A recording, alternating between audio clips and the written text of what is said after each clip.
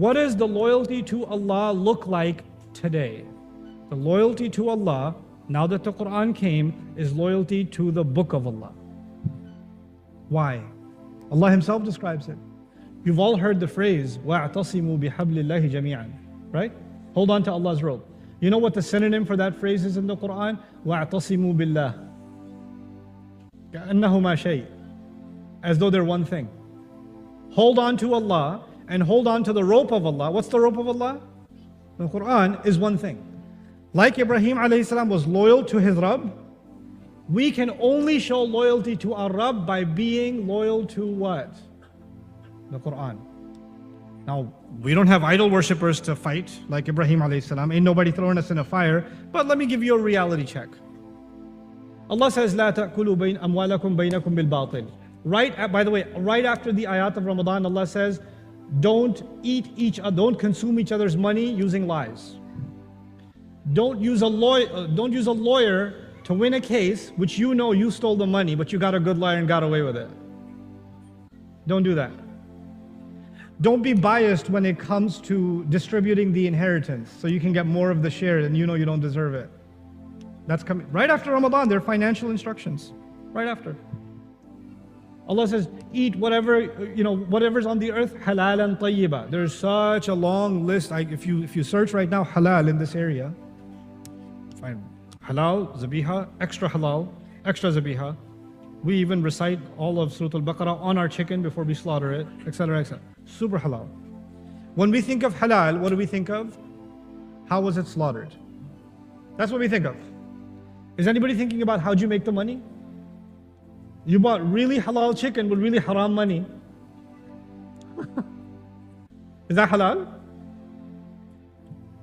You know what we've done? We have partial loyalty to the book of Allah. When it comes to money matters, partial loyalty to the book of Allah. When it comes to cultural matters, partial loyalty to the book of Allah. And then we say that we are the ummah of Muhammad sallallahu alaihi wasallam. When I mindfully read the Quran, and then I look at myself, I look at my family, I look at my culture, I say, whoa, something is off. Something is way off. What's going on here? What is going on here? Like Allah, for example, will talk about taking care of the orphans. For example, the only orphans we take care of are the ones that show up on a brochure. The only orphans we take care of is a crisis video somewhere far away on a car. Do you know the orphans in your neighborhood? You know the orphans in this masjid? You know when was the last time you spoke to the orphans in your own family? There are some orphans in your family. Some kids lost their parents. When was the last time you connected with them? You think when the Sahaba were reading the ayat about orphans, they were looking up who to save thousands of miles away first or in their immediate vicinity? When Allah is talking, and this was recent because it's in my mind because I was just teaching Surah Al-Talaq. In Surah Al-Talaq, Allah says, when you divorce a woman, do not kick her out of her house. For 3 months or 3 cycles, you cannot expel her from the house.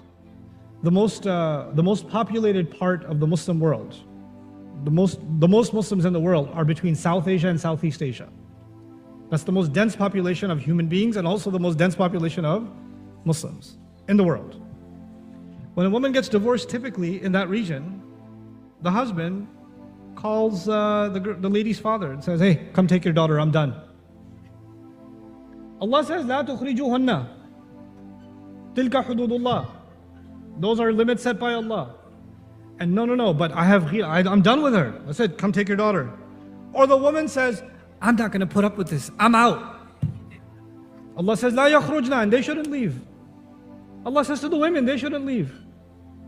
When I say we have to have a genuine relationship with the book of Allah, we have to have loyalty to the book of Allah because Ibrahim alayhi salam showed loyalty to Allah. What I'm saying is our loyalty to Allah is our loyalty to the book of Allah. How are you going to be loyal to this book? You don't even know what it talks about.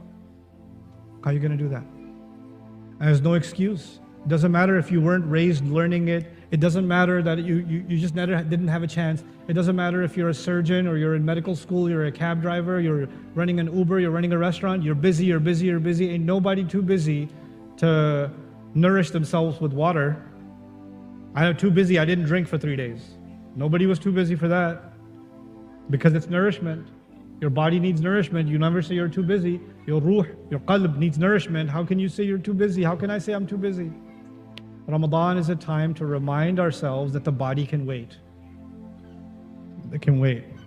It's time to reconnect with the word of Allah. Reconnect. So yes, ta'abbudan, we're going to recite the Quran.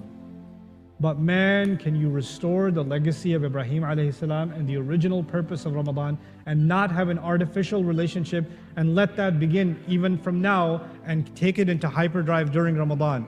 Every one of you should have a goal that you're going to read the Quran mindfully. I don't care which translation. I'm not going to do a QA with which translation should you read. The worst translation on the planet, I don't care. Read the Quran. Ask questions about the Quran. What does Allah mean here? What's He talking about here? I don't get this. I don't get this. Have a whole notebook about your conversation with God. And what is He saying? I want to know more about what He's saying. People hear press release. People hear election news. And then they want to hear somebody explain, what does that mean? What does that mean for the economy? What does that mean for interest rates? What does that mean for house prices? What does that mean for this? They want to get the full scope. Here, God Himself is speaking, and you're like, there's no desperation. What does that mean? I want to know what this means. I need to understand this better. Develop that thirst.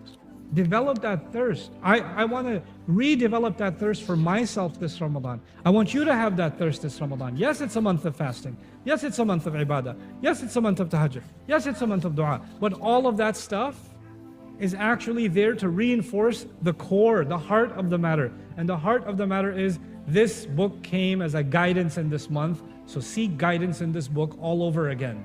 Every year, renew your connection to Allah. Renew your connection to the Quran. That's what it was supposed to be. That was the objective. So let's put everything else as secondary and this as primary. I'm not saying you have to complete the entire Quran in Ramadan and understand everything.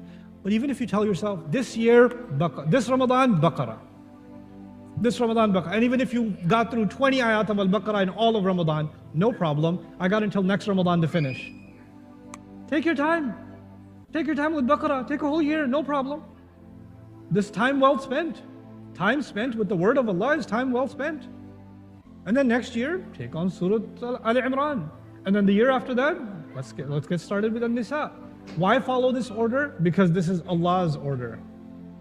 This is Allah's design. There's a curricular design. So let Him coach you through the whole thing. Let Him coach you through His guidance. Let Him coach you through His speech. So this is just the message that I wanted to share with you and put things in perspective. And with this background in mind, I tell you, I can promise you, if you spend the next couple of weeks even just reading Surah Al-Baqarah with some of the background pointers that I've shared with you, you'll see things I didn't even mention. You'll notice things that I didn't talk about. And they'll pop out at you. And they'll give you insight and appreciation into what Allah Azza wa Jalla is saying. May Allah Azza wa Jalla make this month a month in which we are reconnected to His words like we've never been before in our entire lives. May Allah Azza wa Jalla make this a month that He turns our hearts and our minds towards Him in sincerity and clarifies our understanding of this deen and gives us the courage to stand up against our own selves, stand up against our cultural practices, stand up against anything that is not loyal to the word of Allah. May Allah make us truly loyal to His word, like He told the Israelites, "Awfu bi'ahdi, ufi bi'ahdikum." Fulfill the promise I'm taking from you. I'll make my promise to you complete too. Do your part, I'll do my part. That's what Allah told the Israelites. It's through them Allah is telling us that. So may Allah Azza wa Jalla make us of those who fulfill our part of the agreement, and Allah fulfills His promise and gives us the victory that we so badly want.